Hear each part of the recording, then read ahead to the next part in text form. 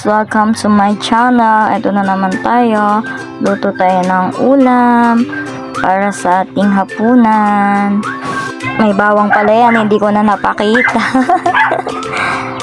Ito, luto na.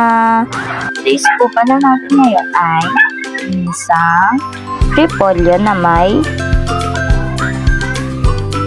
corned beef.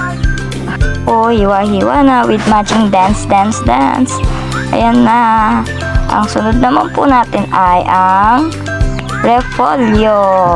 Natin ang repolyo. Diba? Daldal ng daldal yan dyan. Endorser pa ng corned beef. Ayan na. Ganyan mag-iwan ng repolyo, mga hustler. Dapat pagka nagluluto ka, dapat masaya ka raw. Kaya kailangan ganyan lang.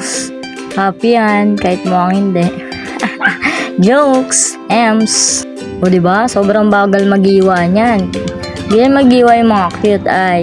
Syempre, joke lang yan. Ano pang hinihintay nyo? Magluto na rin kayo ng mga ulam nyo sa hapunans. Gilid-gilids mo lang yan dyan. Tapos i-next na natin ang pagbubuka, syempre. Ayan na, igiling mo. Diba? Ginilin pa yung gulay. Skupuday. Ayan na, bukas na.